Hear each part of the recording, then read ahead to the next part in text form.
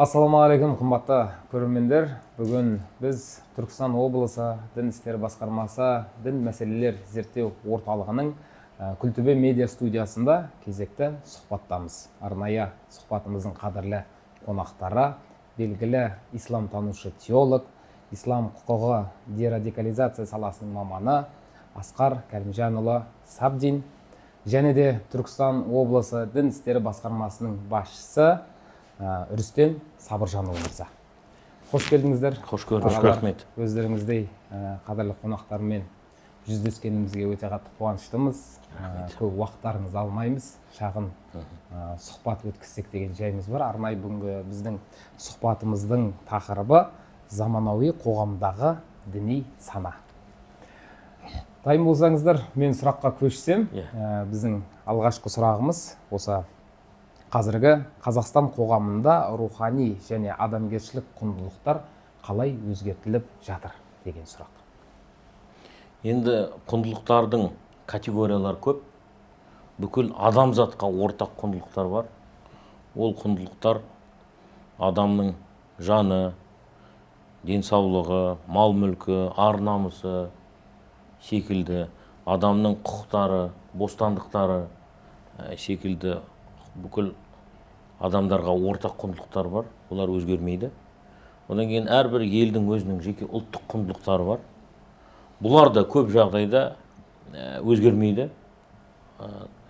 Ал енді конституциялық өзгерістер болып жатыр елімізде. Кейбір құқықтық саяси қағидаттар, соның ішінде зайырлық қағидаты күшейтіліп жатыр. Осындай жалпы өзгерістер бар қоғамымызда. Сосын енді жалпы біз қазір жаһандану дәуірінде өмір сүріп жатырмыз. Жаһанданудың пайдалы, жақсы технология жағы, прогресс жағы болатын болса, кері жағы да бар. Ол да әртүрлі идеологиялардың, соның ішінде діни деструктивті ағымдар бар. Жалпы әртүрлі ультралибералды ұстанымдар бар. Осылардың да елімізге кіруі осы жаһанданудың себебімен болып жатыр деп айта аламын. Сондықтан, ал жалпы адамзатқа ортақ құндылықтар, олар сол күйінде сақталып тұр деп ойлаймын. Жалпы құндылықтар, олар насихатқа мұқтаж. Елімізде осындай кешенді, жан-жақты ақпараттық түсіндіру жұмыстары жүріп жатыр. Адамгершілік, адалдық, таза Қазақстан, әділетті Қазақстан секілді осындай құндылықтар насихатталып жатыр. Қазір енді біз бұрынғыдай Совет үкіметі заманындағыдай идеологиялық бір цензура шеңберінде өмір сүріп жатқан жоқпыз. Сондықтан идеологияның орнына осындай құндылықтар, адал азамат, адал еңбек, әділетті Қазақстан, таза Қазақстан секілді құндылықтар насихатталып жатыр. Бұл әрине өте керек, заң, тәртіп деген ұғымдар біздің қоғамымыздың дамуы үшін, қоғамымыздың тұрақтылығы үшін өте қажет құндылықтар болып есептеледі. Рүстем мырза. Өте жақсы. Мен қысқаша қосып кетейін. Өте жақсы сұрақ қойып отырсыз. Қазіргі құндылықтар өте маңызды. Бәріңізге белгілі. 21 ғасырдың интернет дамыған, әлеуметтік желілер дамыған заманда құндылықтардың рөлі аса маңызды. Өздеріңіз білесіздер. Елімізде осы 2090 жылдары осы діни тұрғыдан қарайтын болсақ, біз осы діни мамандарға елімізде мұқтаждық пайда болды. Сол кезде вакуум пайда болды. Сол кезде бәріміз осы Саудия, Араб елдерінен, Мысыр елдерінен жақсы білім алып келсін деп өзіміздің қара домалақ балаларымызды жібердік. Алайда ол жақтағы біліммен, діни біліммен қосымша олар өздерінің бойына сол бөтен шет елдің салт дәстүрін, құндылықтарын өздерімен бірге алып келген кездері болды. Сол бізге үлкен проблема басталды. Алайда біз бүгінгі таңда бұл бағытта жүйелі жұмыстар жүріп жатыр. Жалпы елде десек болады. Соның ішінде міне Түркістан өңірінде біз тұрақты ақпарат түсіндіру жұмыстарын жүргіземіз. Негізгі бағытымыздың Алланың сөзінен бастайтын болсақ, бірінші ұлттық құндылығы, бірінші адамның адамзат болып келуі, жаңа Секең айтпақшы. Содан кейін соның біздің, мен айтамын да, көбінесе осындай мысал келтіреміз. біз мұсылманбыз ба жоқ қазақпыз ба деген сұрақ қойылады да. Осы сұрақтың өзі дұрыс емес деп есептеймін мен. Әрине алла өз құранда да айтады, біз сіздерді тайпаларға, ұлттарға бөлдік дейді, бір-бірлеріңізді танып білу үшін дейді. Яғни біз бір-бірімізді танып білмесек, онда өзі логиканың өзі сәйкес келмейді ғой. Әлем тұрып бүйтіп қарасаң. Сол себепті әрбір қазақ, әрбір Қазақстан азаматы өзінің осы Қазақстан азамат екенін, өзінің қазақ екенін, ұлт екенін, сол ұлттың, сол мемлекеттің, сол өзіне сәйкес ұлттық құндылықтары бар екенін, сол елдің халықтарына сәйкес өзінің салт дәстүрі бар екенін білу керек және соны ұстану керек. Ал дін мәселесі ол әрине жаңағы ар-ождан бостандығы дейміз, ол әрбір азаматтың өзінің жеке пікірі, жеке таңдауы болып табылады. Бұл бағытта біздің жаңа конституцияда бекітіліп айтылып өткен, бұрында бар, қазірде нақты тоқталып өтті. Дін мемлекеттен бөлек, мемлекет дінге араласпайды. Және де дін таңдауы әрбір адамның жеке өзінің таңдауы. Бұл заңмен қорғалып тұр. Бұл жерде ешқандай мәселе жоқ, заңмен қорғалып тұр, осы жерде тоқтауымыз керек. Ал ең басты мәселе, қазір жастарымызды да, жалпына ақсақалдар институтында, отбасы институтын біз дамытатын мәселеміз осы. Негізгі өзіміздің ұлттық құндылықтарымызды сақтап қалу, салт дәстүрді сақтап қалу. Осы жерде қысқаша енді өзімнің аяқ сөзімді Петр Семенов Тянь-Шанскийдің сөзімен аяқтағым келіп отыр. Осы Орта Азияны, Қазақстанды зерттеген кезінде әбден қазақтың елдің арасында болып, сондай тұжырымдамаға келген. Соның осындай сөзі бар. Қазақ дейді, қазақ даласында қазақтың ұлттық құндылықтары мен салт дәстүрі дейді, тұнған білім дейді. Қазаққа білім алудың қажеті жоқ дейді. Бұны не меңзеп отыр? Яғни салт дәстүр де бұл өзінен бір аспаннан түскен дүние емес. Бұның бәрі біздің бабаларымыздың өткен қандай майданы бар, соғысы бар, басқасы бар, ғасырлар бойы өздерінен өткізген бүкіл тәжірибесін бізге салт дәстүр болып келген дүние. Осы дүниені, осы ұлттық құндылықтарды сақтап қалу болса, оны президентіміз Қасым-Жомарт Кемелұлы Тоқаев та айтып жатыр. Өзіміздің дәстүрлі дінімізді, өзіміздің салт дәстүрімізді, шариғатпен бізде ұштасқан, ешқандай қарама қайшылық жоқ. Яғни нағыз өзіміздің дәстүрлі дінімізді сақтап қалу бұл әрбір азаматтың азаматтық парызы болып есептелінеді деп аяқтамақшымын. Рахмет. Рахмет. Келесі сұраққа көшсек, осы зайырлы қоғамдағы ар-ождан бостандығы адамның психологиялық жағдайына қалай әсер етеді? Жалпы енді ислам тану тұрғысынан келетін болсақ, Құран кәрім болсын, пайғамбардың сүннеті болсын, ар-ождан бостандығына кепілдік беріледі. Көптеген Құранның аяттарында дінде мәжбүрлеу жоқ екендігі айтылады. Ла икраха фид-дин, дінде мәжбүрлеу жоқ. Лакум динукум уалия дин. Сізге сіздің дініңіз, маған менің дінім дегендей осындай аяттар бар. Сонымен қатар пайғамбарлардың жалпы бәләғ деген қағидаты бар. Пайғамбарлар осы теория бойынша, теологиялық теория бойынша уахиді, дінді жеткізуге ғана міндетті, мәжбүрлеуге емес. Көрдіңіз ба? Сол үшін ин алейка иллал балағ, ва ма аля расули иллал балағ, ва ма алейна иллал балағул мубин секілді көптеген аяттар бар. Бұл аяттардың барлығында пайғамбарлардың міндеті, соның ішінде соңғы пайғамбар Мұхаммад саллаллаху алейхи ва саллямның міндеті дінді тек қана жеткізу, мәжбүрлеумеу емес. Бір 3-4 аят бар, олар мәжбүрлеуді мүлдем жоққа шығарады. Мысалға Құранда фазаккир иннама анта музаккир, еске сал, сен ескертушісің. Ласта алейхим бимусайтир, сен мәжбүрлеуші, билеуші емессің дейді. Яғни сен адамдарды мәжбүрлеуші емессің.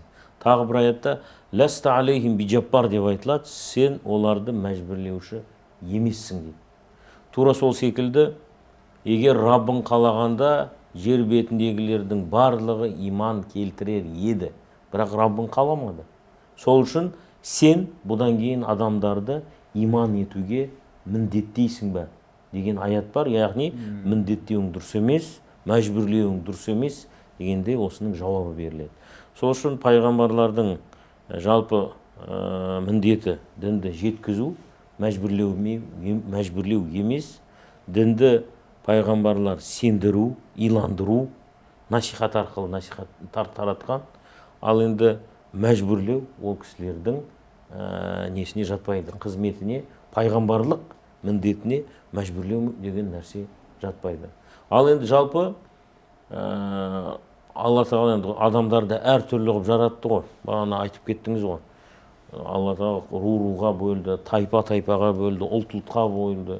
Бәріміз бір ата, бір бабадан тарағанбыз дегенмен өзгешелік бұл табиғи нәрсе. Мысалға, пайғамбарымыз саллаллаху алейхи вассалам исламтану тұрғысынан айтып жатырмын. Қайтыс болмастан бұрын соңғы жасаған сауда саттығы яһудимен болған, мұсылман емеспен болған. Және соңғы жасаған саудасында өзінің сауытын сол яһудиге кепілдік ретінде тастап кетеді. Көрдіңіз ба? Және ол кісіден азық-түлік сатып алады.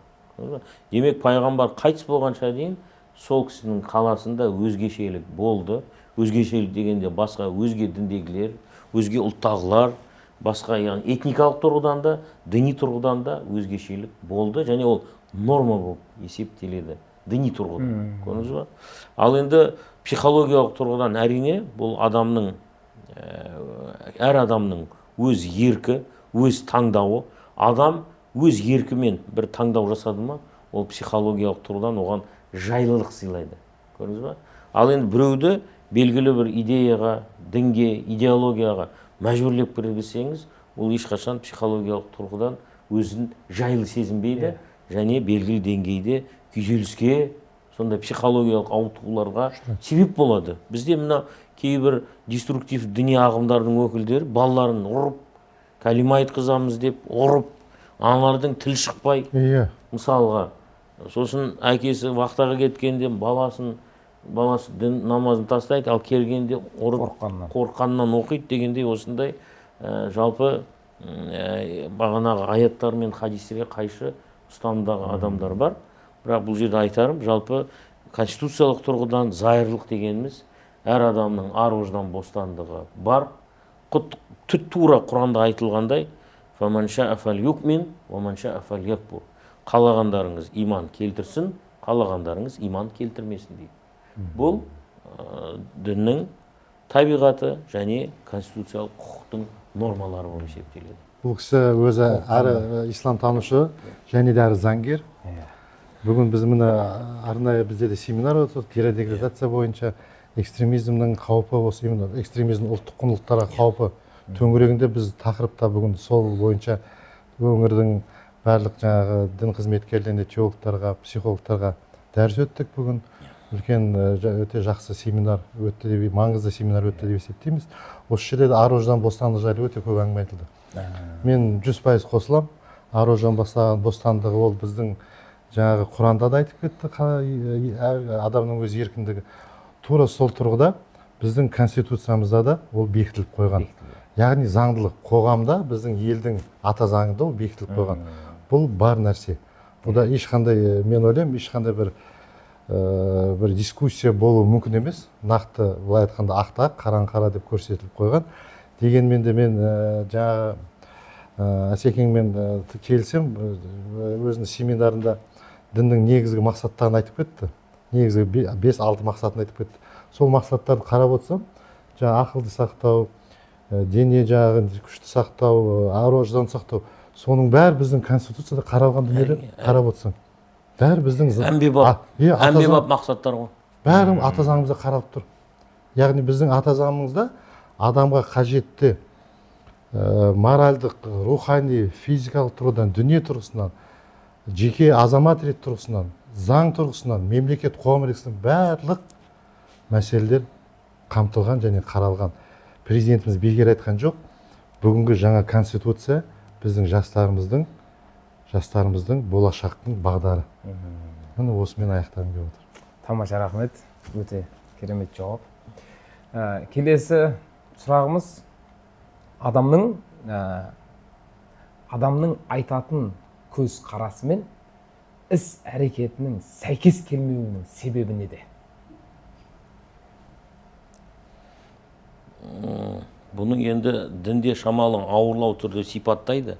Адамның сөзі мен әрекеті екі түрлі болған кезде, бұл көп жағдайда енді екіжүзділікке жатады деп айтылады. Енді себептері көп, себептері көп. Құранда тіпті бір аят бар: лима тақулуна ма ла тафалун, істемегендеріңізді неге айтасыздар дейді. Көрдіңіз ба? Сол үшін жалпы мұсылман адам сөзімен, ісімен бірізді болу керек. Жалпы кез келген азамат та сондай, кез келген адам да сондай, сөзімен іс-әрекеттері бір-біріне сәйкес болу керек. Енді себептеріне келетін болсақ, кейде өтірік айту деген тақырып бар. Кейде адам өзіне көп алып қояды, асыра сілтеп алып қояды. Сондай себептері көп. Енді психологиялық себептер де болуы мүмкін. Ана осы қайсы да қазір мен сізге айтайын. Атақты психолог бар, «Быть, а не иметь» деген кітабы бар. Бізде қазіргі таңда енді кішкене мәселенің мәнінен кішкене жалпы санамыз формаға қарай, формализмге қарай ауысып жатыр. Сондықтан осындай жағдайлар көп болып жатыр. Діни тұрғыдан ол дұрыс нәрсе емес, адамгершілік тұрғыдан ол да дұрыс емес. Адам мейлінше сол сөзбен әрекетін сәйкестендіру керек деп ойлаймын. Мен де Асқар Кәкімовтің сөзіне өте қосылам. Енді біздің аталарымыз, мен осы барлық мәселеде өзіміздің ұлттық құндылықтарға, ата-бабамыздың сөздеріне сол жерден алып көрсетемін. Неге? Жастарымызға үнемі айтамын. Қазіргі заманда орысша айтқанда велосипед не надо придумывать. Велосипедті ойлап табудың қажеті жоқ. Ата-бабаларымыз бәрін уже ойлап тауып, көрсетіп, дәлелдеп, саралап, зерттеп, талдап бәрімізге беріп қойған. Біз сол жолды ұстануымыз керек, сол жолмен жүруіміз керек. Жаңа Құранда да айтады ғой, сіздерге көрсетілген, сізге берілген нәрсеге кішкене ақыл салмайсыздар ма дейді.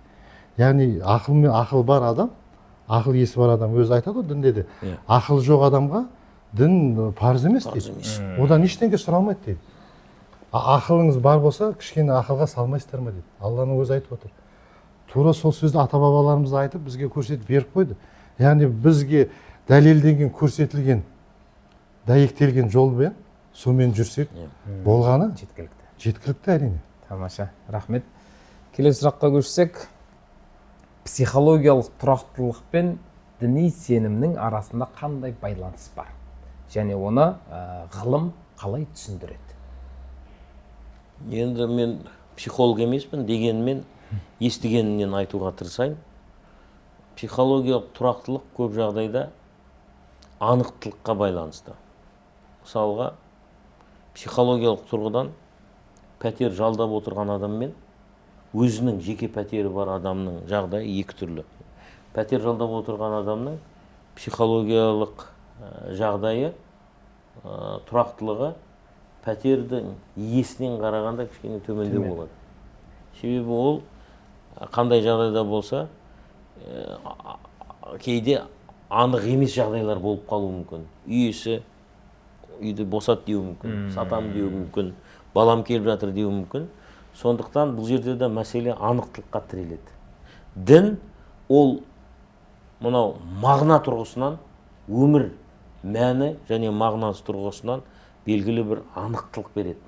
Сол үшін адам, сенімдегі адам, психологиялық тұрғыдан тұрақты болады. Неге тұрақты болады? Мысалға, басына бір сынақ келетін болса, бұл мәселеде, бұл Алланың берген маған бір сынағы, мен сабыр танытуым керек, сабырлы болуым керек деген дінде ұстаным бар. Ол бағана компенсаторлық діннің функциясы бар. Көрдіңіз ба? Кішкене адамның бағанағы күйзелісін жеңілдететін, қиыншылығын жеңілдететін, оған бір бұл Құдайдың берген бір сынағы, мен бұған сабыр етуім керек дегенде осындай діннің ұстанымдары бар, діннің қағидаттары бар. Сол үшін психологиялық тұрғыдан, яғни сенім кейде адамға үміт сыйлайды. Тағы бір мысал берейін, құқық саласынан. Кейде өмірде сондай бір жағдайлар болады. Зардап шеккен адам, зұлымдыққа ұшыраған адам, заң құралдары арқылы, заң әдістері арқылы өзінің ақысын ала алмайды. Кейде сондай жағдайлар болады өмірде. Сол кезде дін бұл кісіге айтады, жақсы, сен бұл дүниеде ақыңды ала алмадың. Бірақ Құдай саған осы сені тартып алған адамның ертең ақиретте саған сол ақыңды бергізеді. Сонымен адамға белгілі деңгейде бір үміт сыйлайды, бір психологиялық тұрақтылықты сыйлайды, көрдіңіз ба? Ана іші күймейді соңына дейін, түсініп отырсыз ба? Сол кезде осындай діннің кейбір функциялары бар. Енді дінтанушылар бұны кеңірек түсіндірер, дегенмен осындай психологиялық тұрақтылыққа қатысты діннің де кейбір функциялары бар, жоқ емес. Енді тек қана дінде ғана емес, сонымен қатар жалпы салт дәстүр деп жатырмыз. Салт дәстүрді адамға белгілі бір анықтылықты сыйлайды, тұрақтылықты сыйлайды. Тура сон секілді білім, ғылым да сондай. Ол да адамға белгілі деңгейде тұрақтылықты сыйлайды, анықтылықты сыйлайды. Түсіндіңіз ба? Көрдіңіз ба? Ал енді адамның ең көп қорыққаны білмеген нәрсесі. Көрдіңіз ба? Білмеген нәрсе. Сол үшін дін біліммен қатар жүру керек. Дін білімсіз қалып қалса, ол экстремизм, радикализмге айналады. Көрдіңіз ба? Кез келген нәрсе біліммен қатар жүру керек. Соның ішінде дінді. Сол кезде психологиялық тұрғыдан, психологиялық тұрақтылық тұрғысынан дін мен білім қатар жүрді ма, ол адам зиялы діндар болып есептеледі. Көрдіңіз ба? Бізде өкінішке қарай дін кейде болады да, діндарлық болады да, ана білім деңгейі төмен болатын болса, дін плюс надандық радикализм шығады деген сөз. Көрдіңіз ба? Сол үшін Әбу Бәкір Кердері баяғыда айтқан ғой, дін ұстай алсаң қасиетің, ұстай алмасаң қасіретің деген. Көрдіңіз ба? Психологиялық тұрғыдан бұл ислам өркениеті, мысалға дейін де, ислам өркениеті Әл-Фараби, Қожа Ахмет Яссауи, Әл-Бируни, Ұлықбек, көрдіңіз ба? Әл-Хорезми секілді ұлғы тұлғалар да қалыптастырған дін, діни сенім. Бірақ екінші жақтан Усама бин Ладен, Абу Бакр Бағдади секілді террористердің шығуы да сол дін атын жамылғандықтан болып жатыр. Көрдіңіз ба? Бұл әрбір өркениетте бар. Діннің конструктивті жағы бар, және өкінішке қарай дін атын жамылып деструктивті жаққа бұрып жатқан белгілі топтар бар. Сол үшін конструктивті жағына ұстансаңыз қасиетіңіз болады да, мына деструктивті жағына қарай жақындасаңыз, ол қасіретіңіз болады. Көрдіңіз ба? Сол үшін мына жерде діннің бәрі жаман, немесе діннің бәрі идеал, мұсылмандардың бәрі періште, немесе басқа дін өкілдерінің бәрі періште, мыналардың бәрі жаман деп жалпыландырып айтуға болмайды. Бұл жерде конструктивті жақтын ұстанып, мынау біздің тарихымыз бар, салт дәстүріміз бар, дүние танымымыз бар. Осының бәрімен үйлескен біздің ата-бабаларымыздың ұстанған діні бар. Сонымен қатар деструктивті де қазіргі таңда ағымдар бар. Осының екеуінің арасын ажырату керек деп ойлаймын. Өзім осы саланың маманы болғаннан кейін, мына әсіресе жастарға осы бағыт-бағдарды беріп отыруымыз керек деп ойлаймын. Тамаша, көп. Жалпы көріп отқан көрермендерге де өте түсінікті жауап бердіңіз деп ойлаймын. Расымен қазір жастарымыз өте көп. Расымен де қатты қызығушылық танытып жүрген, жаңағыдай дінді берік ұстанып жүрген, сонымен қатар білімді де толыққанды ұстап жүру керек. Расымен де. Енді келесі сұрақ, сыни ойлау. Догматикалық көзқарасқа қарсы тұрудың құралы, яғни соқыр сенімге негізделген. Оны қалай дамытуға болады? Енді жалпы ақыл, ой, пікір, ойлану, талдау, зерттеу, зерделеу, түсіну туралы, мысалға ислам тану тұрғысынан айтатын болсақ, көптеген аяттар бар. Сыни ойлану ол мұсылманға парыз болып есептеледі. Құранда «Я улил әлбәб» деген аят 40 рет қайталанады. Ей ақыл иелері, қарамайсыздар ма, ойламайсыздар ма, терең ойламайсыздар ма, ақылға салмайсыздар ма? Көрдіңіз ба? Сыни ойлаудың атасы исламда ол Ибрахим алейхиссалам. ол өзінің әкесіне де өзінің қауымына да пұтқа табынған олар. Сонымен қатар Намрудқа да барлығына ақли сыни дәлел әкелген. Сол үшін Құранда тилка худжатуна атайнаха Ибрахим деген аят бар. Бұл біздің дәлеліміз, және біз оны Ибрахимге бердік. Қандай дәлеліміз? Сыни ойлау. Мысалға бір мысал берейін. 5-6 мысал бар Құранда, бәрін айта аламыз. Бір мысалын айтайын. Ибрахим пайғамбардың халқы мына жұлдыздарға құлшылық жасайды екен.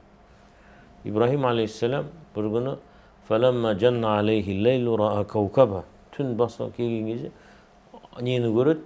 Жұлдызды. Жұлдызды көргеннен айтады, бұл менің Раббым. Жұлдыз жоқ болып кетеді күн шыққаннан кейін.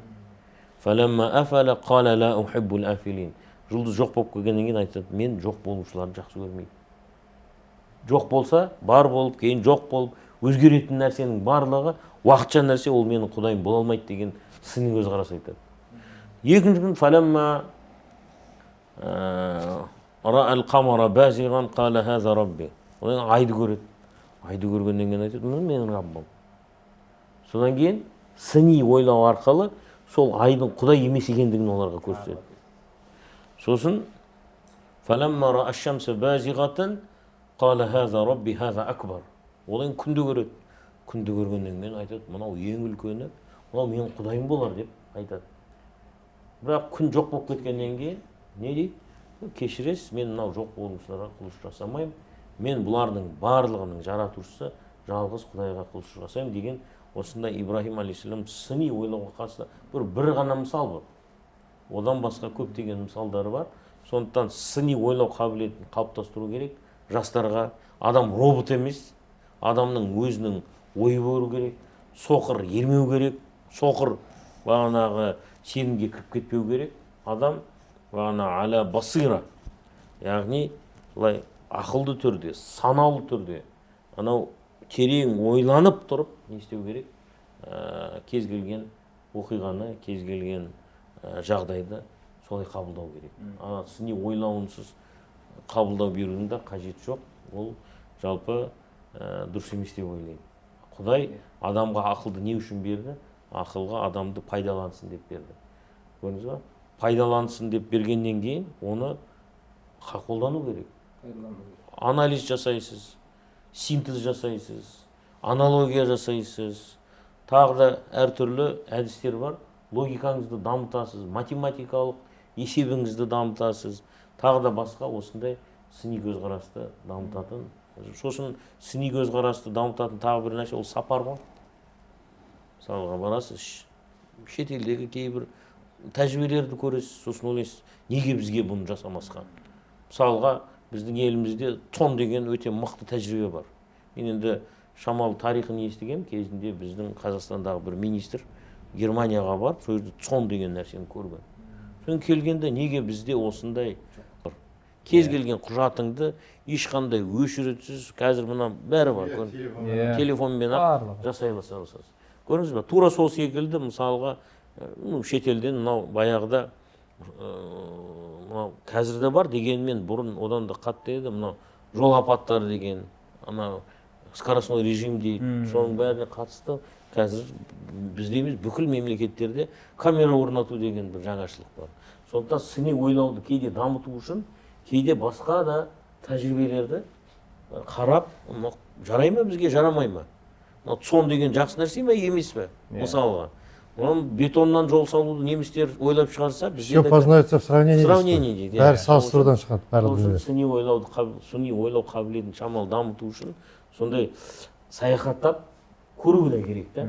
Олар қалай болып жатыр, мыналар қалай болып жатыр. Мысалға Жапония елі өзінің суши деген тағамын бүкіл әлемге таратып жатыр мысалға. Көрдіңіз ба? Неге біздің тамақ солай дамымайды? Түсіндіңіз ба? Анау маркетингін, несін бәрін табу керек деп ойлаймын.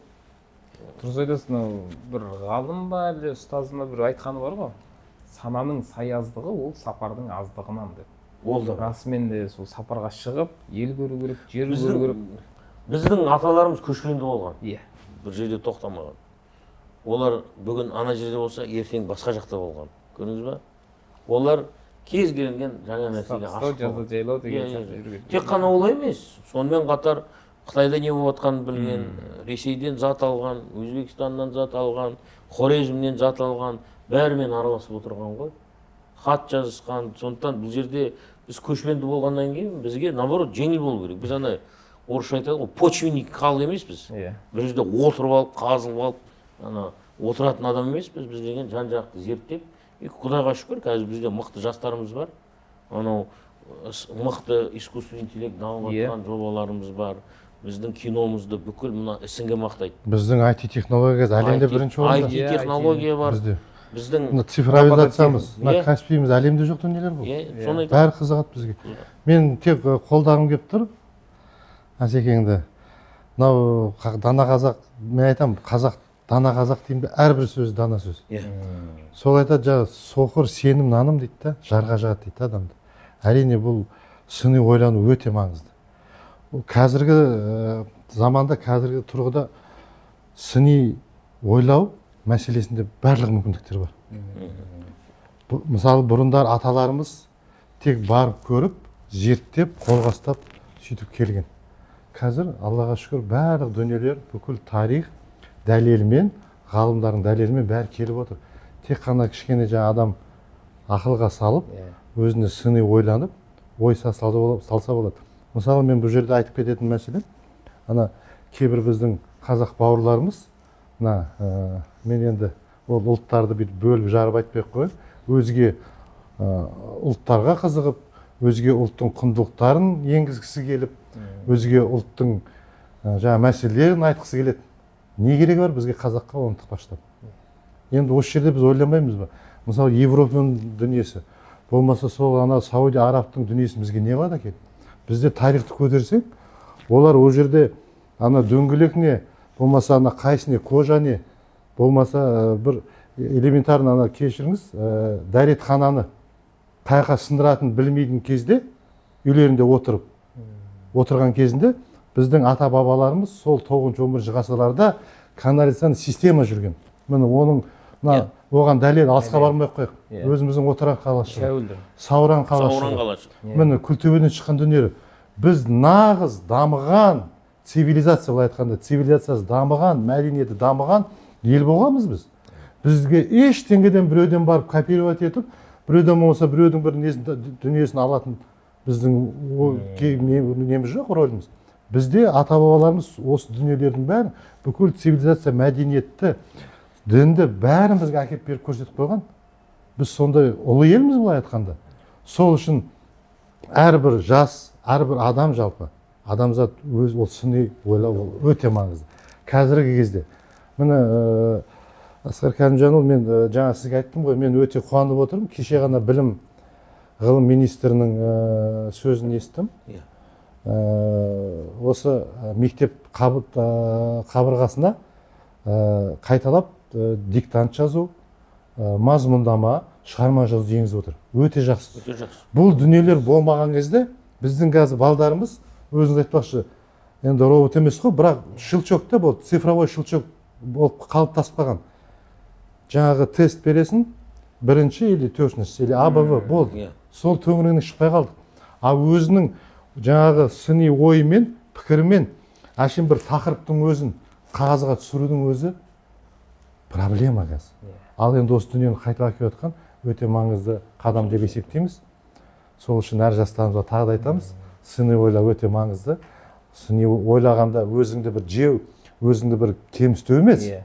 Жалпы дұрысын, бұрысын ажырата білу. Ал егер сол жағдайда білмейтін болсаңыздар, онда тиісті ғалымдарға, ал егер діни тұрғысынан болса, тиісті, мысалы біздің елде тиісті заңда тіркелген діни бірлестіктер бар. Сол жерден, сол кісілердің қызметкерлерінен тиісті мағлұмат алса болады. Мына бір нәрсені толықтырып кетейін. Жалпы қазір біз ақпараттық дәуірде өмір сүріп жатырмыз. Ақпарат өте көп. Сыни ойлаудың бір құралы ол ақпаратты верификациялау, тексеру. Бұл ақпарат қаншалықты шын. Өте маңызды. Бұл ақпаратты таратқан адам не үшін таратты? Бұның астарында ақиқат па, бұл фейк па?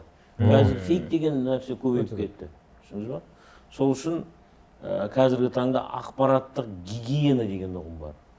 Яғни андай негативті, жаман, сондай бір зиянды ақпарат таратушыларға жоламау, олардан аулақ болу, көрдіңіз ба? Сондай ақпараттық гигиена сақтау, әсіресе жастарға. Ақпарат өте көп қазір. Оның ішінде дұрысы бар, бұрысы бар, конструктивті ақпарат бар, деструктивті ақпарат бар. Сондай ақпараттардың барлығын қабылдаған кезде бір фильтр арқылы өткізу, сыни ойлау сол жүйе керек. Мынау былай айтты ғой деп сенбеу, ана жерде анандай болыпты ғой дегенде осындай әртүрлі алып қашпа әңгімелер, өсектер, әсіресе қазіргі таңда көп резонанс болып жатыр. Сол үшін мейлінше ақпаратты верификациялау қазіргі заман талабының бір дағдысы болып есептеледі. Заман осын қазір заман талап етіп жатыр. Кез келген нәрсеге сенбе, әсіресе мына әлеуметтік желідегі ақпаратқа. Одан да ғалымдардың жазған кітабы бар, немесе ұжым редакциясы бар, журнал бар, редакциясы бар, порталдар бар, редакциясы бар. Ол жерде жауапты не бар? Журналист бар, одан бөлек редактор бар, шығарушы редактор бар дегендей. А бізде қазір не болды? Блогерлер кәдімгідей бір тәуелсіз бұқаралық ақпараттар секілді қалыптасып қалды да, олардың айтып жатқан сөзін ешкім редакциядан, коррекциядан өткізіп жатқан жоқ. Бұл қаншалықты рас, қаншалықты дұрыс. Сол үшін ақпаратты верификациялау, ақпаратты тексеру және ақпараттық гигиена қазіргі осы сыни ойлаудың бір ажырамас сипаты болып есептеледі деп ойлаймын. Асқар Хамжан, өте осы мәселені жақсы айтып кеттіңіз. Бұл информационный гигиена, ақпараттық гигиена деген қазіргі заманның бұл талабы болып тұр ғой. Олсыз болмайды. Біз жаңа азанда тұрып тісімізді жуамыз, шашымыз тараймыз, бетіміз реттейміз ғой. Тура сол сияқты біз әрқайсымыз жаңа өткенде бір теолог мамамыз айтып жатыр.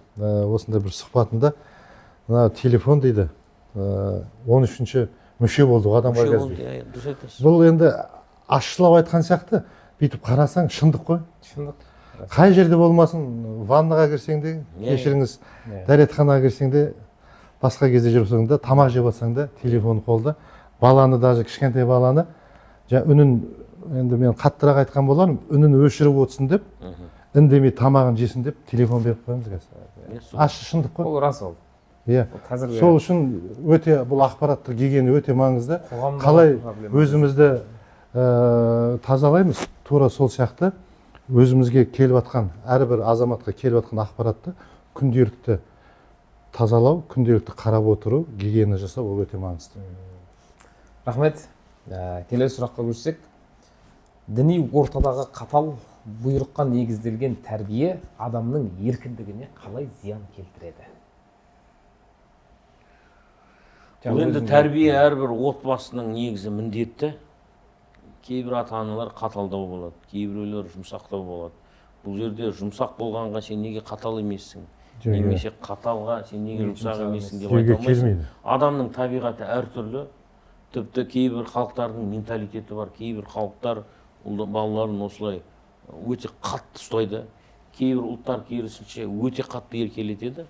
Сол үшін бұл жерде мәселе мүмкін жеке отбасыларға байланысты болар. Дегенмен жалпы балаларға ата-анасы қамқоршы болу керек.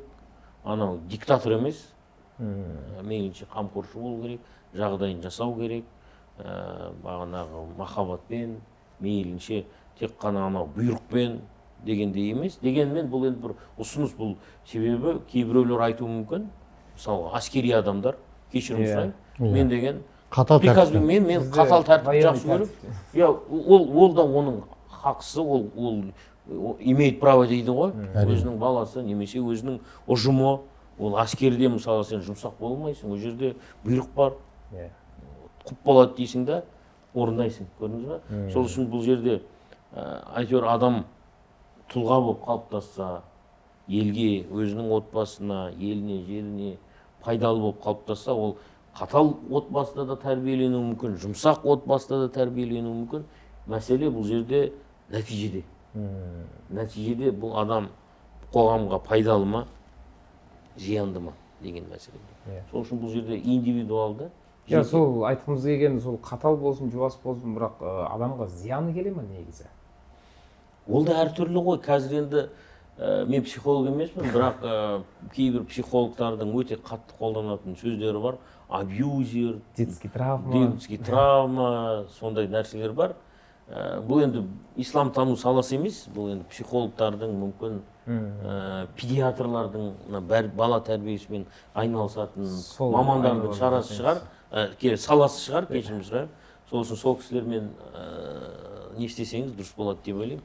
Сол педагогика әдістерді ауысып жатыр ғой. Ол да бұрынғыдай емес, әртүрлі жаңа әдістер, жаңа ұстанымдар қазіргі таңда енгізіліп жатыр. Сол үшін педагог ұстаздар бар, педагог мамандар бар, педагог ғалымдар бар. Солар енді ол жағын айтатын болар. Мен енді ол жерде нақты жалпыландырып бір үкім кеспей қояқ деп айтайын. Енді дұрыс айтып жатсыз, маман ретінде.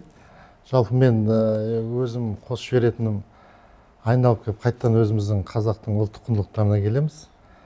Абайына келеміз, Шәкәрім Мыржақыпқа келеміз. Жалпы қазақтың барлық дана мақал мәтеліне шейін осы қаталдық болсын, жұмсақтық болсын, тәлім тәрбие түгел беріп қойған. Түгел барлық тәлім тәрбие бар бізде. Қазір енді ең кереметі, өзіміздің жаңа конституциямызға әке-шешеге құрмет институты қосылып отыр. Үлкен прогресс қосылып тұр. Меніңше де тәрбие осыдан басталады. Өйткені сол бала ертең әке-шеше болады ғой. Біз қазір осы жерде алшақтық бар бізде. Қазір сондай тенденция бар, психологтар айтады, бала әке-шешені тыңдамайды, әке-шешенің баламен жұмысы жоқ сияқты. Сондай бір көрініс бар. Алайда олай емес қой. Енді әке-шеше әрине жаңағы бала шағаны қалай бағам қағам деп енді азан кешке шейін жұмыста жүру мүмкін. Сонымен кішкене тәрбие қалып қою мүмкін. Қазір көп ата-аналарымыз бар, кездеседі, мектепке бердім ғой баламды. Неғып қарамайды мектеп? Неге тәлім тәрбие бермейді деп осындай мәселелерді қатты көтеріп жатыр да. Мен айтар едім, тәрбиенің тал бесігі ол отбасы, үйде. Барлық дүние үйден басталады. Сол үшін біз өзіміз осы Түркістан өңірінде жалпы дін істері басқармасы, осы білім басқармасымен басқа да тиісті құзырлы органдармен отбасы институтын ардагерлер кеңесімен өткенде кездестік. Қазір қариялар институтын қатты күшейтпекшіміз. Осы біздің қазақтың ұлттық құндылықтары толық қолданылған кезде біздегі жаңа сіз айтқан проблематиканың бәрі өзінен өзі жоғалады. Яғни осы айтылған дүниелердің бәрі бізде бар. Ал қазіргі 21 ғасырдың трендіне айналды. Психологияда мен жаңа Асқар Кәрімжанұлы айтып жатырмын. Депрессия деген сөз, жаңа тағы қандай сөздер айттыңыздар жаңа? Невроз, стресс деген сөздер бұрын бізде ондай лексиконда да жоқ еді, миымызда да, ойымызда да жоқ. Қазіргі заманға сай келіп жатқан дүниелер ғой. Сол үшін осы ала бүлең заманда қай жерден миллион ақпарат келіп жатқан кезде қандай жағы не дейді, қандай жіптен ұстап қалам дейді ғой. Мысалы 1000 жіп түсіп тұр да, 1000 емес қазір миллион ақпарат келеді. Соның қайсысын ұстасам, беріп ұстасам, осы өмірім дұрыс болады деп деген сұрақ егер қойылатын болса осы жерде, болды. Өзіңнің ата-бабаның жолын ұста, өзің әке-шешеңнің үйреткен тәрбиесін ұстан, болды. Өте теорема өте оңай. Біз тағы да қайталап айтып жатырмыз. Міне бүгін Асқар Кәрімжан айтты, мен де айттым. Қазақ атамыз, бабамыз үш-ақ сөзбен келтірген оны. Бүкіл тәрбиенің жөнін бәрін үш-ақ сөзбен келтірген. Ұят болады, жаман болады, обал болады. Осы үш сөзде бүкіл дүние, бүкіл тәрбие, қаталдығымыз да, жуастығымыз да, психологиямыз да бәрі осы жатыр осында. Рахмет. Енді келесі сұрақ. Деструктивті идеологияларға еріп кететін адамдардың ортақ психологиялық ерекшелігі қандай? Өте жақсы сұрақ. Ортақ психологиялық ерекшеліктері өте көп. Соның ішінде қаталдық, категоричность дейміз.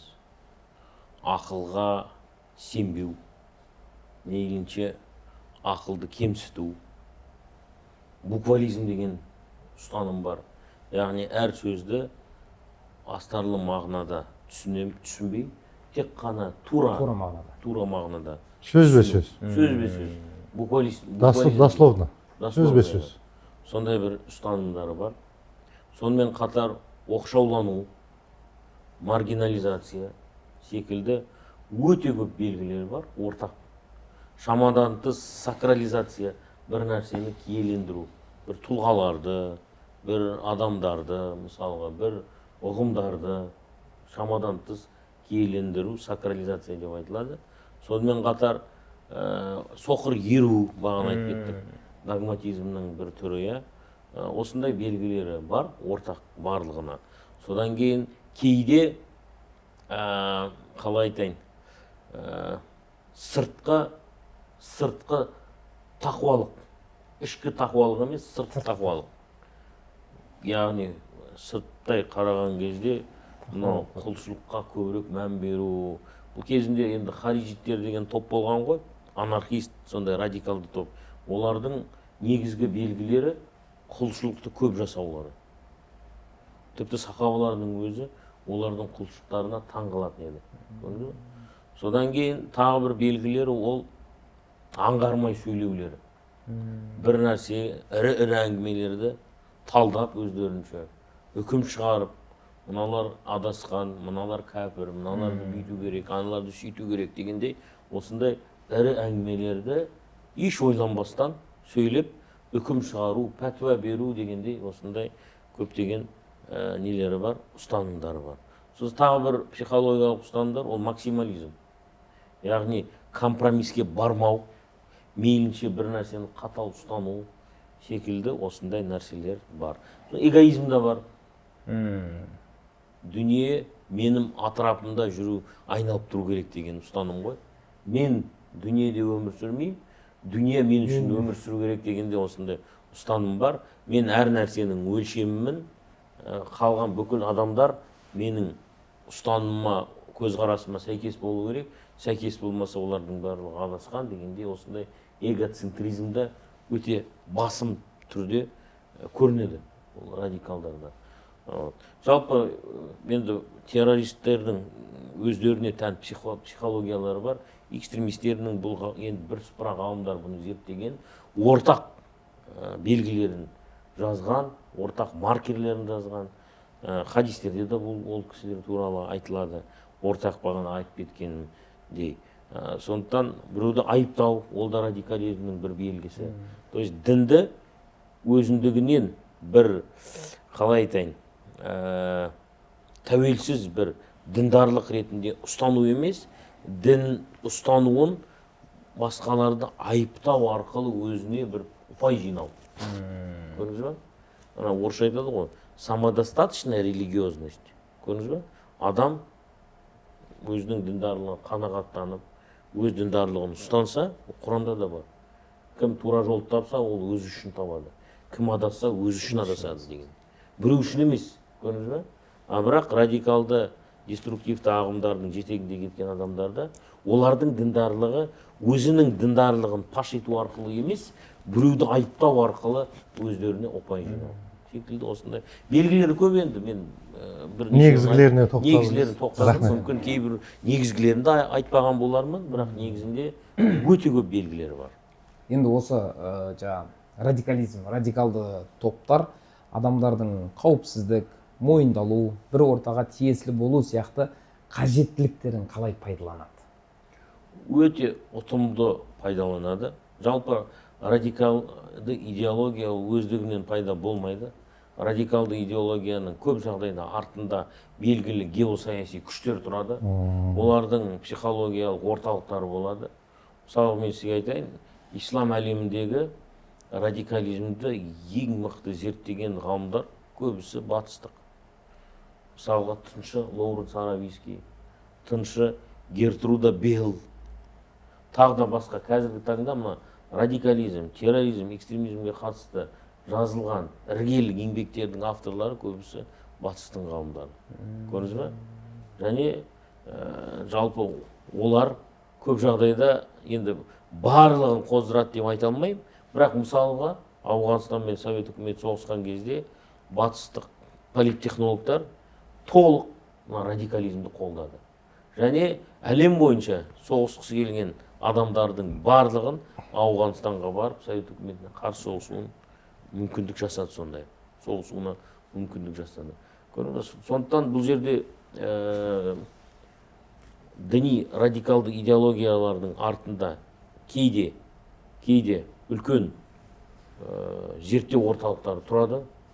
Олар белгілі нарративтерді зерттейді, белгілі политтехнологияларды қолданады. Мысалға ана ИГИЛдің 2014-2018 арасындағы шығарған роликтері Голливуд деңгейінде түсірілген. Мысалға, қалай ол шөлде, ешқандай мүмкіндік жоқ, қирап атқан мемлекетте Голливудтың деңгейіндегі видеороликтерді қалай түсірді. Көрдіңіз бе? Сол үшін бұл жерде олар адамның психологиясындағы көптеген осал жақтарын өте тиімді түрде қолданады. Ана эгоизм дедік па, соны қолданады. Адамның топқа деген қажеттілігі, социализация дейміз ғой. Кез келген адам бір нәрсеге тиесілі болуға мұқтаж. Ортаны қалыптастыру, сол арқылы адамның қажеттіліктерін жабу секілді, осындай көптеген қажеттіліктерін тиімді түрде қолданады. Сондықтан өкінішке қарай біздің қазіргі таңдағы қоғам бере алмай жатқан кейбір қажеттіліктерін сол деструктивті діни ағымдар ұсынып жастарымызды осылайша адастырып жатыр. Олар да психологтар, жалпы олар да адам психологиясын өте жақсы білет, зерттейді. Әдістер көптеген ғасырлар бойы қолданылған, көрдіңіз бе? Сол үшін жалпы осындай проблема біздің елімізде де бар, сонымен күресуіміз керек. Келесі сұрақ, отбасында діни мәселелерді келтіру психологиялық қысымға алып келуі мүмкін кейде. Сол жағдай туындамас үшін не істеуге болады? Жалпы бүгін семинарда да көп айтылды. Дін өзінің нормаларын насихат арқылы, сендіру арқылы, иландыру арқылы таратады. Дін өзінің нормаларын мәжбүрлеу арқылы, қара қақтығыспен, зорлық-зомбылықпен насихаттамайды. Осыны білу керек. Кез келген адам, пайғамбарымыздың саллаллаху алейхи уассалам хадисі бар: «Әл-муъмину ман аминаху насу аля димаихим ва амуалихим». Момын адам дегеніміз кім? Момын деген сенуші адам. Сенуші адам кім? Діндар адам кім деген кезде басқа адамдардың жаны мен малы сол адамдардан қауіпсіз жағдайда болған кезде. Яғни бір адам басқа адамдардың малы мен жанына қауіп төндірмеді ма, ол адам момын адам, сенуші адам деген сөз. «Вәл-муслиму ман салимал муслимуна мин лисанихи ва ядихи». Ал мұсылман болса, ол тілімен және қолмен зиян келтірмейін адам. «Вәл-муджахиду ман жахада нафсаху фи таатилла». Ал жихад жасаушы адам, ол өзінің нәпсімен күрескен адам дейді. Осы хадистің жалғасында. Көрдіңіз ба? Ол өзінің кемшіліктерімен, өзінің пендешіліктерімен, өзінің әлсіздігімен, нәпсісімен күресіп жүрген адам. Ол жихад жасаушы адам. «Вәл-мухаджиру ман хаджара ма нахаллаху ан». Ал мухаджир, хижра жасаушы адам, ол Құдайдың тыйым салған нәрсесіне жоламаған адам деп айтылады. Осы хадисті алғанымызда біз мұсылман, момынның жалпы сипатын айқын көреміз. Сол үшін отбасы болсын, оқу мекемесі болсын, коллектив болсын, мешіт болсын, қай бір жерде болсын, егер дінге қатысты бір нәрселер айтылатын болса, олар тек насихат арқылы, көркем насихат арқылы жүзеге асуы керек. Ал енді мәжбүрлеу, зорлау, зорлық-зомбылық секілді фактілер ешқашан болмау керек деп есептейміз. Біріншіден, мен сізге айтайын, баланың әке-шешесіне уағыз айтуы құпталмайды дінде. Осы өте маңызды. Ол дұрыс айтып отырсыз, өте маңызды. Себебі ол кейде кері әсерін береді. Түсіндіңіз ба? Ал енді ата-ананың балаға айтуы ол екінші мәселе. Ол бөлек. Ата-ана балаға бағыт-бағдар бере алады. Бірақ бала талтайып тұрып, әкіреңдеп, ата-анасына ақыл беруге құқығы жоқ. Діни тұрғыдан құқығы жоқ.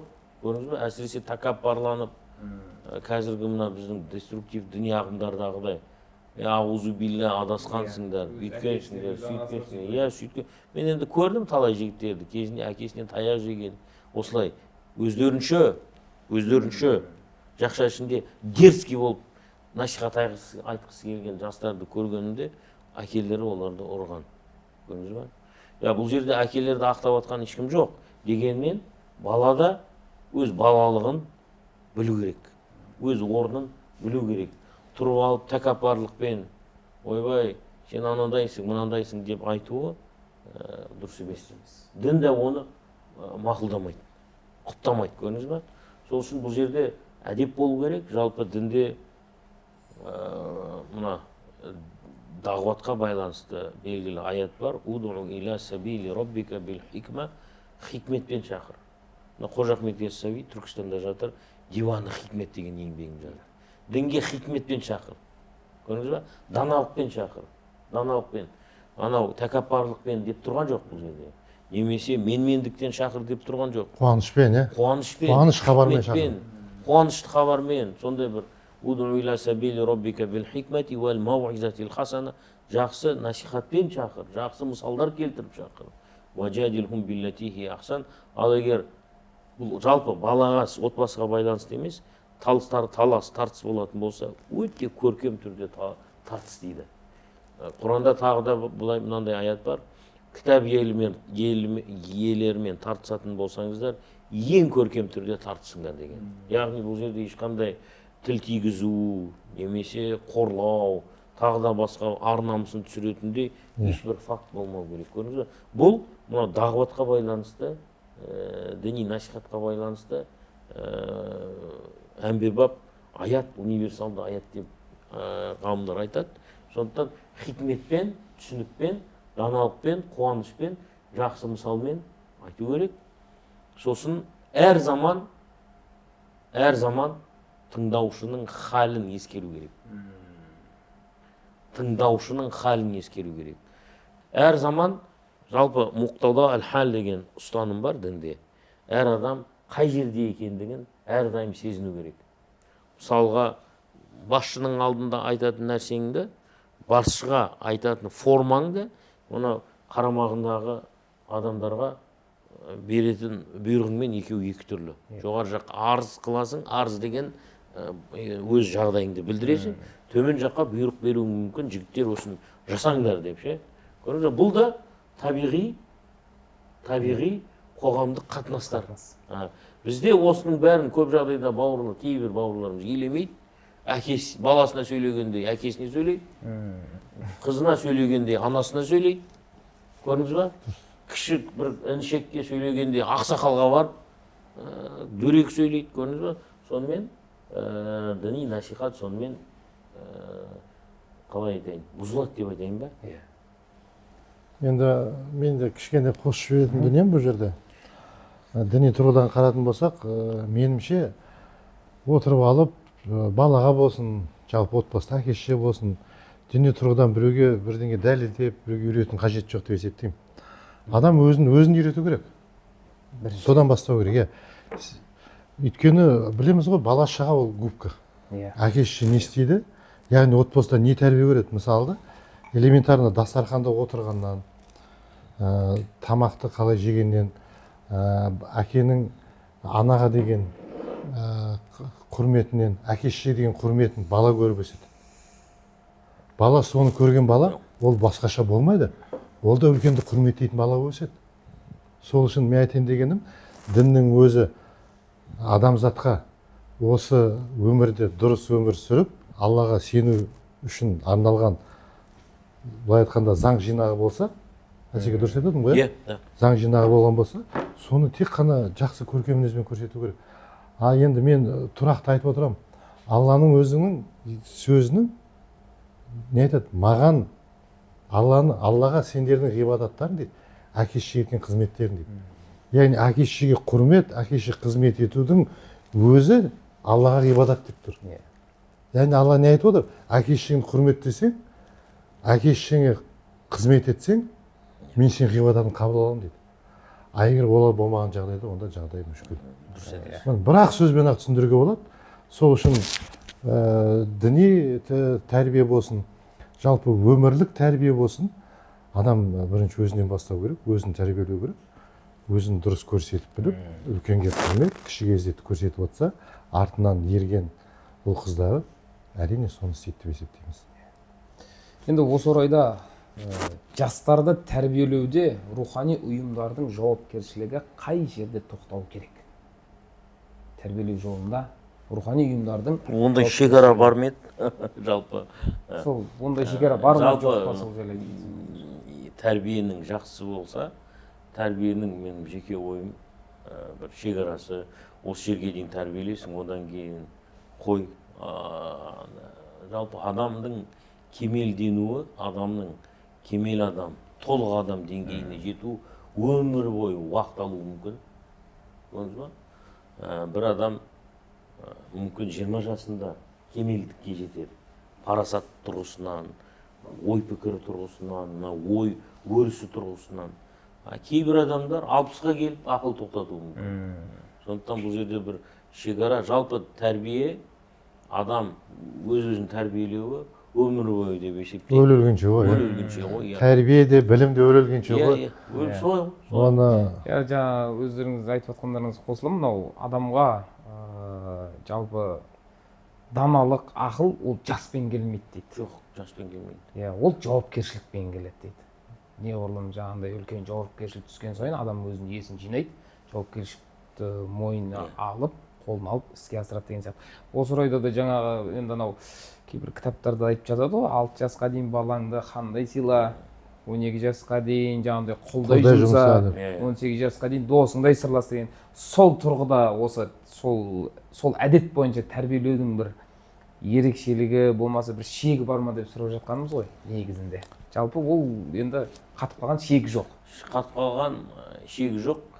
Объект тұрғысынан, тәрбие объектісі, діни тұрғыдан кез келген адам пенде болғаннан кейін кез келген адам қателесуі мүмкін.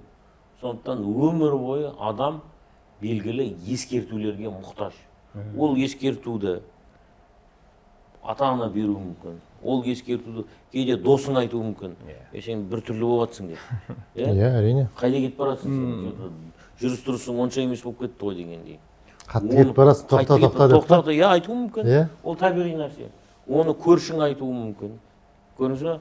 Оны көршің емес, оны қазақтың бір термесін тыңдап, өзің ойланып, мен мына жерде кетіп қалыппын ғой деп рефлексия дейді ғой, адам өз-өзіне реакция жасаған кезде.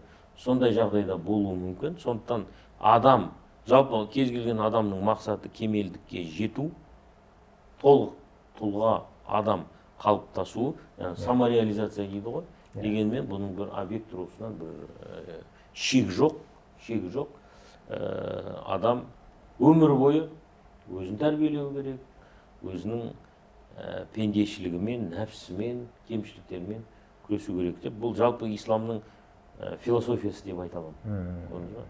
Адамның бойында әртүрлі жағдайлар болады. Сондықтан мен жеттім, мен кемелдендім, мен толық адам болдым деп айтқан адам, ондай адам.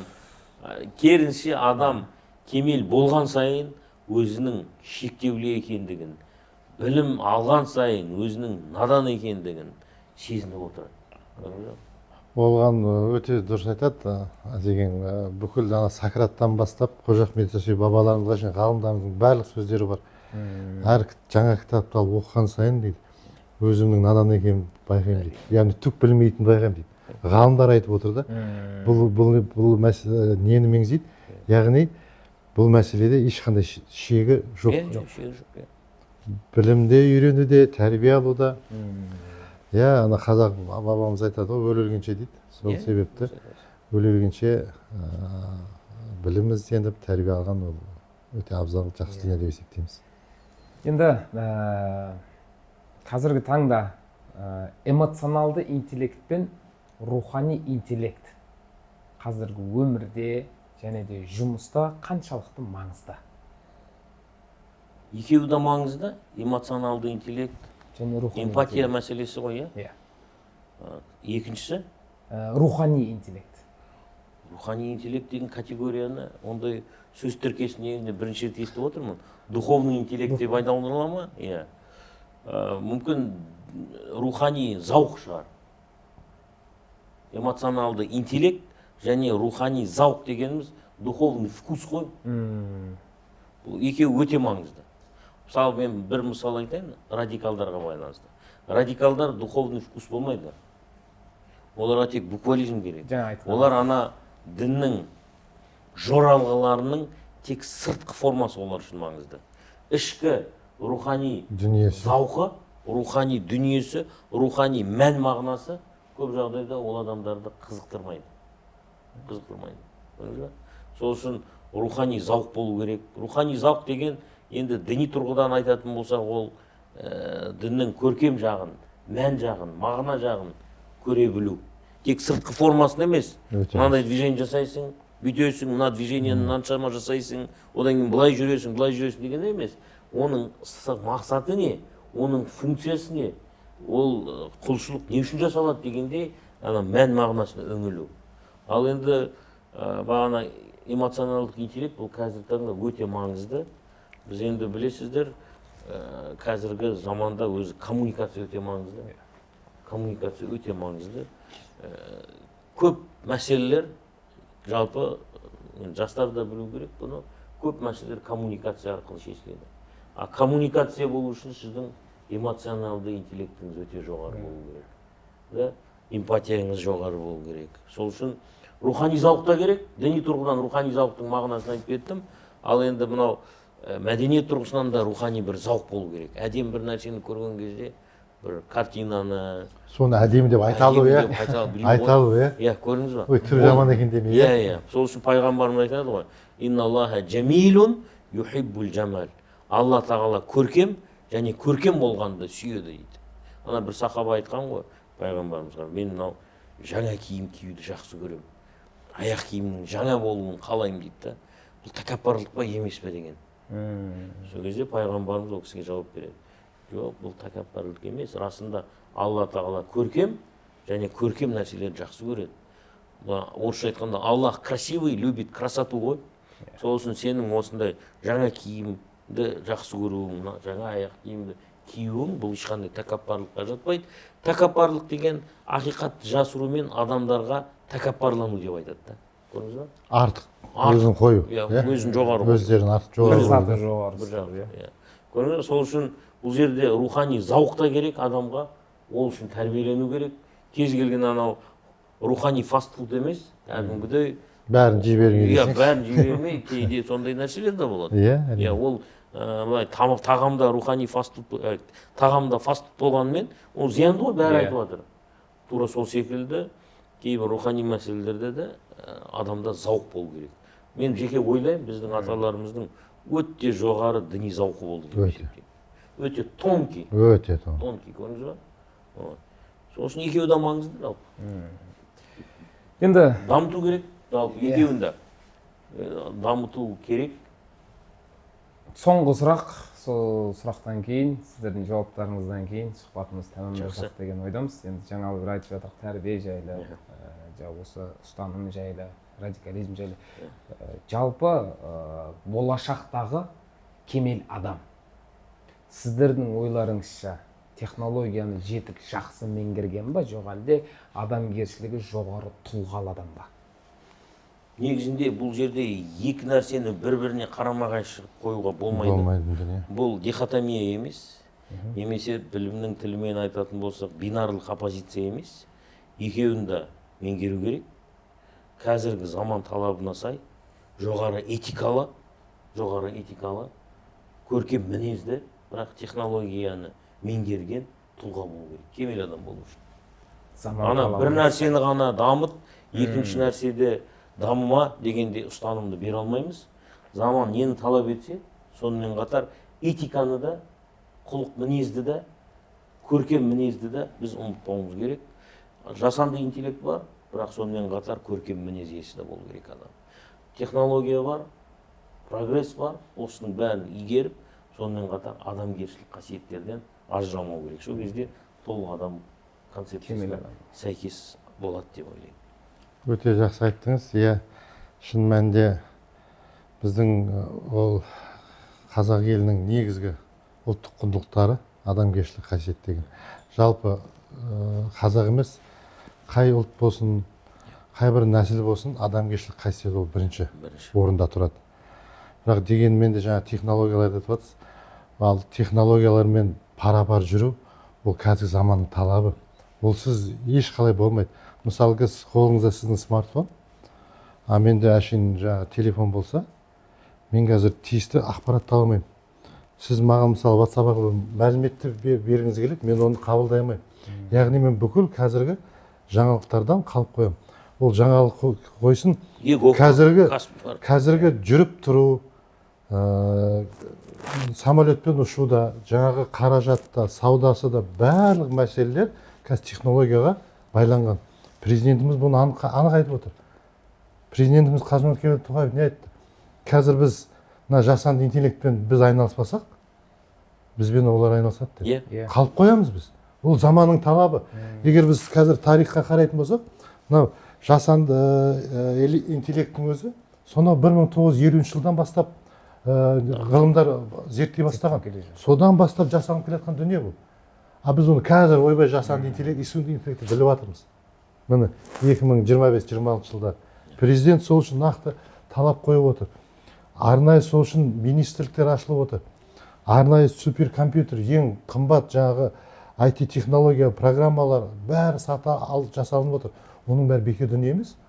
Бұл заманда өзіңді адамгершілікпен, өзіңді озық сезінгің келсе, осы 21 ғасыр технологиясын алып жүруге, және онымен бірге болуға міндеттіміз. Бізде басқа ешқандай амалымыз жоқ. Мен сол үшін айтамын ғой, кейбір біздің енді біз дін саласында қызмет атқарғаннан кейін Асхат Асеке, сол радикализацияға келіп қаламыз ғой. Қазір радикалдардың мысалы негізі мақсаты не? Сонау 2011 жылдан бастап терроризм жасаған Ақтөбе, Алматыдан да мысалы біздің қазақ қара домалақ балдарымыздың сол кезде милары немен болады? Халифат құрамыз. Бұрынғы заманға келеміз. Қаяқтың халифаты? Қаяқтың бұрынғы заманы? Онда пещераға барып өмір сүр, кешір мені деп. Ешкім ол нәрсені айта алмайды қазір. Қазір заманның талабына сай жүру, ол заманның талабы, міндеті әрі. Қазір ол мүмкін емес басқаша. Сол себепті қазіргі технологияның бәрін жастар меңгеру керек. Ол технология немен келеді әрине? Біліммен келеді, ғылыммен келеді. Ал дін болса, ол білім ғылым алма деп жатқан жоқ. Бірінші Алланың бірінші сөзі иқра деп келген Құранда.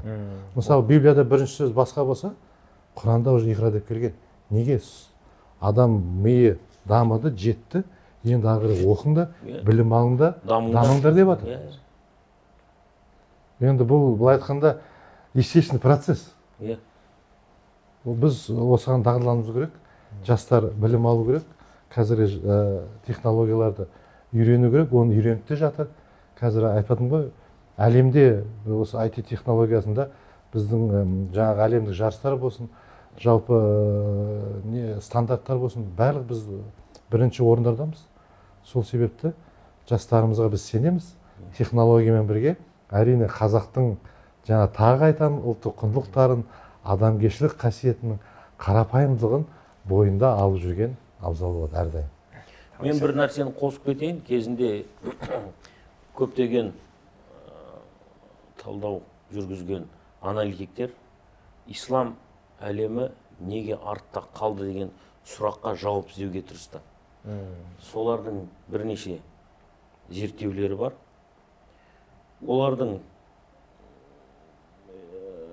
пікірлері бойынша ислам әлемі 15 ғасырда баспаны қабылдамады. Баспа деген печатный станок қой. Мысалы, кез келген ақпаратты қолмен жазсаңыз, сіз бір кітапты бір жыл жазуыңыз мүмкін бос уақытыңызда. Ана печатный станок деген бір түнде 10 мың, 100 мың кітап басып береді. Көрдіңіз бе? 15 ғасырдың ортасында Йоханна Гутенберг деген неміс кісі бірінші баспа станогын шығарады. Соны ең алғашқы болып Осман империясын ұсынады. Осыны алыңызшы деп. Осман империясы бұл озық технологияны қабылдамайды. Бізге бұл керек емес. Біз деген қолмен жазушы бізде бірсыпыра каллиграфтар бар, соларды сақтаймыз деді. Сонымен жағдай неге жетті білесіз ба? Бұл да Эрнест Ренанның сөзі болу керек. Ол кісі айтады, Парижде бір түнде басылған кітаптардың саны бүкіл ислам әлемінде бір жылда жазылған кітаптардан көп болды. Бір түнде басылған кітаптар, яғни ақпараттың қол жетімді болуы бүкіл ислам әлемінде бір жылда жазылған, қолмен жазылған кітаптардан көп болды дейді. Бұл кейіннен Осман империясының уәзірі Ибрахим Мутафарриқа, одан кейін Наполеон Әл-Асқар университетіне станок сыйлады. Сонымен Әл-Асқар университеті дамыды, аты шықты. Одан кейін мына Ресей империясында Екатерина II Казанға бір баспа сыйлады. Сонымен мұсылмандардың арасына баспа 2,5-3 ғасырдан кейін келді. Сол кездегі технологияны қабылдамаған ислам үмбеті ақпарат қол жетімсіз болғаннан кейін оқу жазуды дамыта алмады. Европада ол кезде оқу жазу пайызы 32% болған кезде ислам әлемінде 2% адамдар оқу жазу білген. Көрдіңіз ба? Бұл ненің арқасында? Осы ақпараттың қол жетімсіз, қымбат, себебі жеке бір адамның қолмен жазған еңбек ол өте қымбат болады. Анау станок деген өте рационалды, сондай ақпаратты қол жетімді жасаған үлкен құрал. Екінші мәселе ол компас. Компас ол да үлкен жетістік.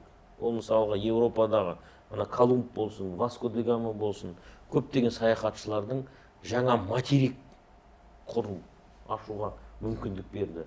Қытайға, Африканы айналып барып, жаңа логистикалық жолдарының ашылуына себеп болды, көрдіңіз ба? Сонымен Европа, сонымен байыды, екі Америкадан көптеген алтын, күміс әкелді, анау Индиядан, Қытайдан көптеген заттарды әкелді, ал жібек жолы тартылып қалды. Көрдіңіз ба? Ненің арқасында бұл? Бір кішкентай құралдың, компастың арқасында, көрдіңіз ба? Қазірде осы заманның компасы ол жасанды интеллект, ол технология. Қазір біз бұдан қалып қалсақ, қайтадан бірнеше ғасырда артта қаламыз.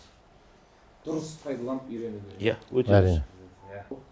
Бізде өз тарапымыздан осы Күлтөбе студиясына үлкен шығармашылық табыстар тілейміз. Қазір Әсеге жаңағы ол мәселе бойынша Әсеге көп пікір талас қылдық. Қазір бүйтіп қарасаң ең басты құндылық подписчик пен просмотр сияқты болып қалды. Енді ол да жаңағы айтып жатқанымыз қазір заманның талабы. Сол себепті подписчиктеріңіз көп болсын, просмотрыңыз миллион болсын. Лайктарыңыз көбейсін.